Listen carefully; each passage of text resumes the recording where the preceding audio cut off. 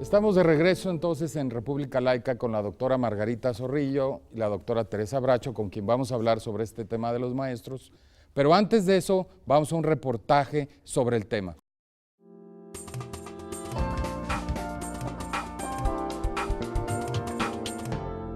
Los gobiernos civiles de la segunda mitad del siglo XIX y de las primeras 3 décadas del siglo XX consideraron a la escuela como la base fundamental para afirmar la unidad nacional y dar forma a los elementos constitutivos del ciudadano mexicano. Pero para lograr estructurar un proyecto educativo hegemónico, el Estado debía establecer su efectiva preponderancia en el diseño y en la dirección de los lineamientos de la instrucción en los planteles oficiales.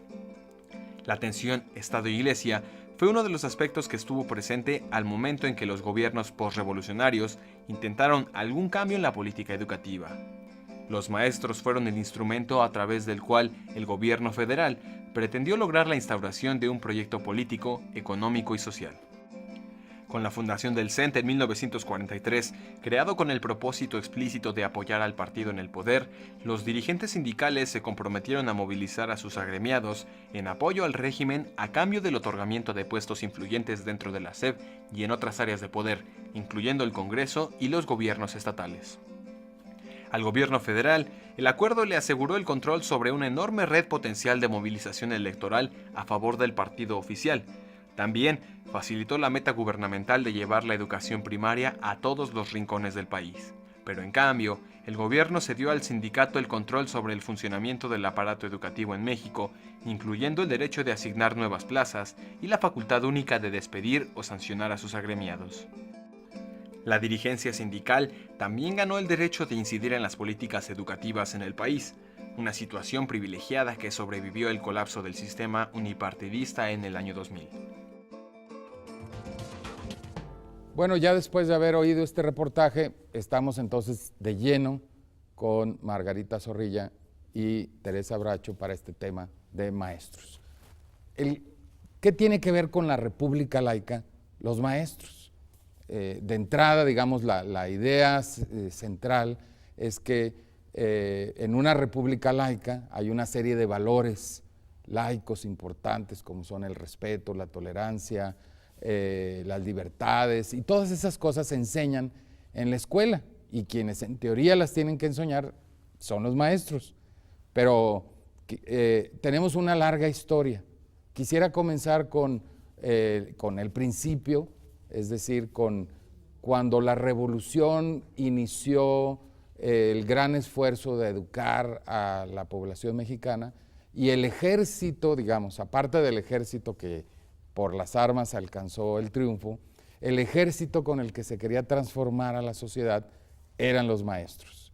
Y antes de comenzar el programa, Margarita, estábamos platicando y tú me contabas de cómo se formaban esos maestros y cómo se les daban indicaciones. Más bien en el momento que a los maestros les daban sus órdenes de adscripción, el maestro contestaba, o sea, usted se tiene que ir a tal lado, y el maestro respondía a donde la patria me requiera. O sea, que funcionaban realmente como un ejército educador, ¿no? En ese sentido, sí. Ajá. En ese sentido, sí. Entonces, pues se distribuyeron los profesores que entonces existían por todo el país. O sea, nada más pensemos que después de la revolución solo el 15% de la población mexicana sabía leer y escribir. Ajá. Entonces, independientemente que no éramos 100 millones de habitantes entonces, pues el desafío era del mismo tamaño para la sociedad de ese tiempo, ¿no? Había que alfabetizar al 85% de la población. Y eso supuso, Tere, que hubo que formar también maestros, ¿no? Sí, claro. Porque pasaron no sé cuántos eran al principio, pero ahora es un número enorme, ¿no? ¿Cuántos maestros tenemos para la escuela básica, o sea, primaria y secundaria? Sí, estamos hablando de alrededor de 1.200.000, 300.000 maestros en el sistema de educación básica, pero ahora hay que contar también la otra, la educación media superior, que también ya es obligatoria. Ah, ya la media superior, o sea, la preparatoria y el equivalente. Exacto, el equivalente a la preparatoria ya es obligatoria, entonces también esos los tenemos que contar como parte del sistema básico. Y como decía Margarita, pasamos en un siglo de 5% de población analfabeta a prácticamente universalización de la educación básica. Sí, Y un siglo que tú sabes fue un crecimiento explosivo de población. sí, Entonces, eso no se hubiera logrado sin los maestros. sí. Si no hubiera habido, como le llamas, un ejército de docentes dispuestos a transmitir, a formar a las poblaciones en educación básica. Sí. Entonces, la universalización de la educación primaria no se hubiera logrado sin ellos. Prácticamente o muy cerca de la universalización de la secundaria. Y ahora, bueno, ya en este siglo XXI, el gran reto de universalizar la educación media superior. Sí, Eso tiene que ser función docente. sí, Y tiene que ser, yo sí creo que vale la pena insistir en los valores que están detrás del artículo 3º y el concepto de laicidad, ¿no? sí. No se podría hacer eso si no hubiera habido ese espíritu de transmitir un concepto de ciudadanía, un concepto de libertad, respeto, respeto a todas las creencias que están implícitos en la laicidad. Y lo que hace el maestro en la escuela es justo formar a los niños en la convivencia, en cómo se da esta interacción, esta relación con otras ideas, con otros conocimientos, y aprenden lo que se supone que tienen que aprender es a dialogar, a ser ciudadanos en una democracia. Estábamos también platicando antes del programa, yo les estaba comentando a nuestras invitadas que tengo muchos tíos y tías en Mazatlán, en San Ignacio, Sinaloa en particular, y aprovecho para mandarles un saludo, que eran maestros de escuela, que siguen siendo maestros de escuela algunos, y yo veía cómo la gente les tenía muchísimo respeto, y esa es mi imagen de los maestros. Y sin embargo ahora veo que los medios de comunicación, con muchas de las cosas que están pasando, con muchos de los acontecimientos que vemos a través de los medios, hay una imagen muy deteriorada de los maestros. La pregunta sería, ¿qué pasó con los maestros? ¿O pasó eso con todos los maestros? ¿O qué es lo que estamos viendo? Y si estamos viendo una imagen distorsionada o no. Bueno, yo quisiera, o sea, como podríamos dividirla en dos partes, ¿no? O sea, qué es lo que ha ido ocurriendo en el país y luego en qué momento estamos ahorita con la reforma educativa, que tiene en el centro de atención de manera muy importante la labor de los docentes. Pero ahí sí me gustaría que tú... O sea, la primera parte tiene que ver con que de 1920 a 1940, 1950, más o menos, la gesta educativa que se tuvo que hacer, bueno, era mayúscula, ¿no? Fue enorme, realmente. Fue enorme y los maestros mexicanos salieron, o sea, los maestros construían las escuelas, llevaban a las gentes a las aulas, bueno, o sea, fue una gesta de la que poco conocemos y poco hablamos. Además, estaban formados en una ideología de la justicia social y la democracia muy específica, en donde el conocimiento era el arma fundamental. O sea, había que combatir la ignorancia, ¿no? Y de hecho, parte del texto del tercero constitucional habla de estos términos, ¿no? Sí. Combatir los fanatismos, exactamente, etcétera. que son los que luego nos llevan en las sociedades a pelearnos unos contra los otros y pues a ver las guerras fratricidas que conocemos en todo el mundo, ¿no?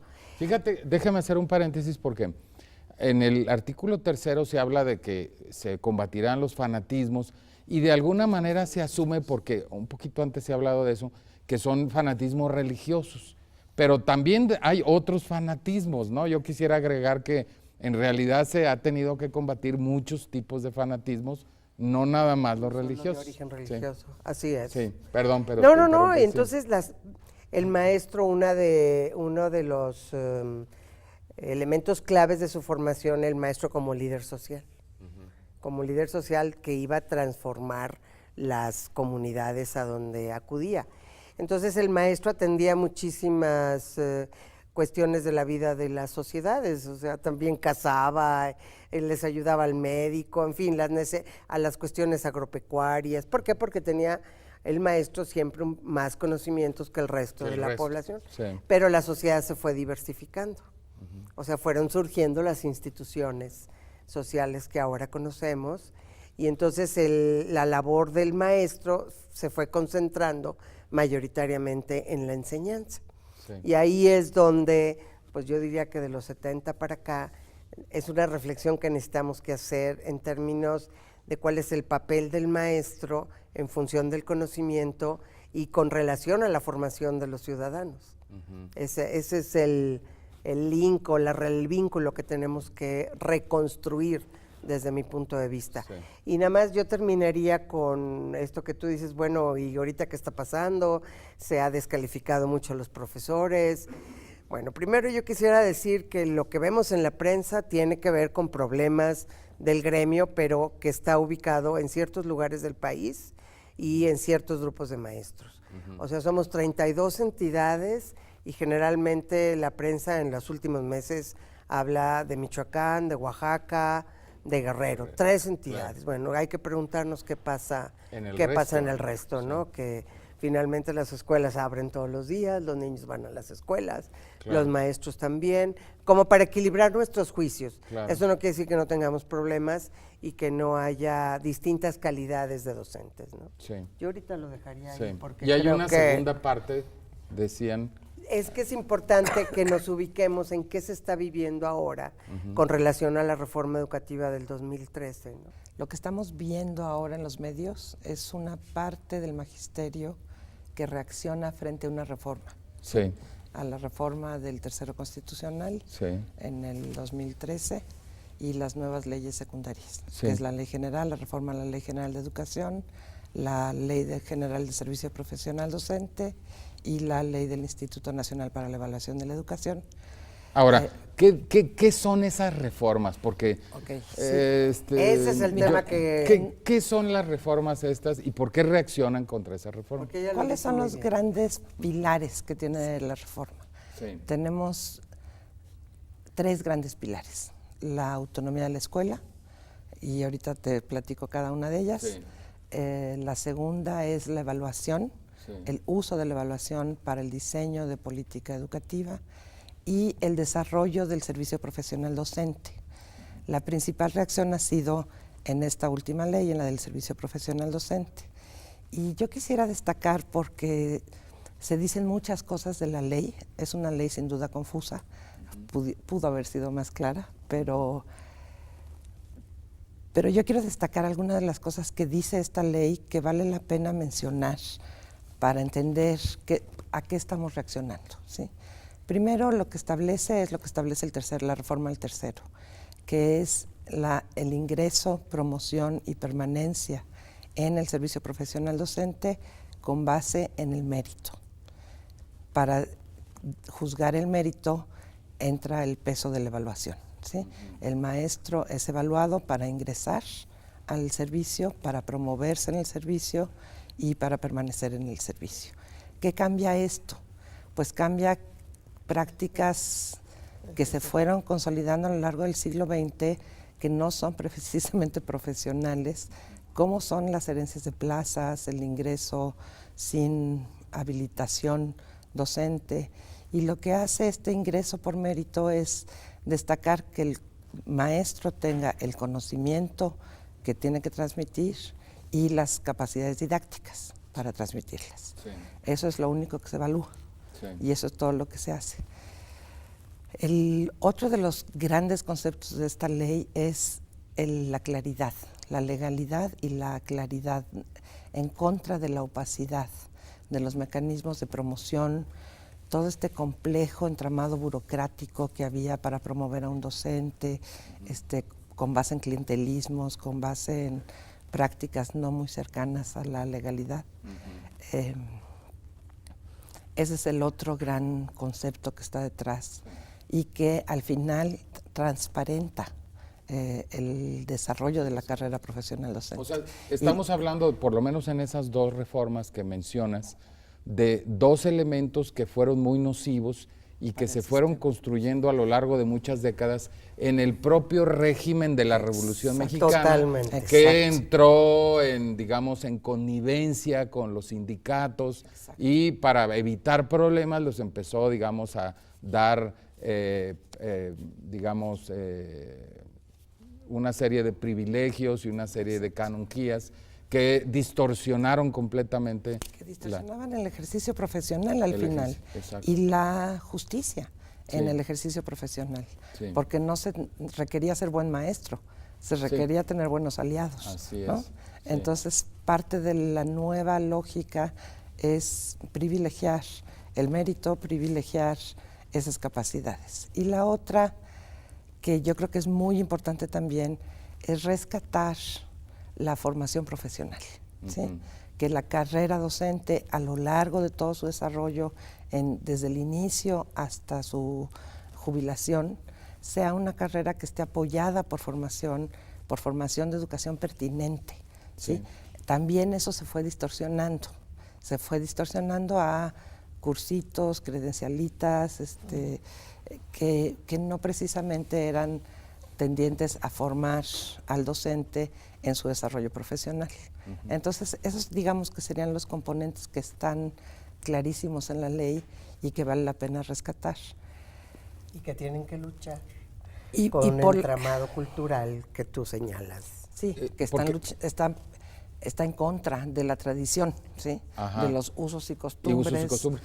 Pero es curioso cómo esto ha sido rechazado, como ustedes señalaron, en 2 o 3 estados, particularmente donde está la Coordinadora Nacional de Trabajadores de la Educación, que es, digamos, que es una serie de secciones que se separaron del sindicato o no se separaron. Bueno, yo nunca entendí. Simple y sencillamente son secciones que tienen su autonomía ahí. Son o- expresiones sindicales, dicen ellos. Expresiones sindicales distintas. Forman parte de... Pero la pregunta es, ¿por qué en esos estados, que son los más atrasados, es donde surge esa reacción, cuando deberían estar los más contentos con la reforma, o no, digamos, teóricamente?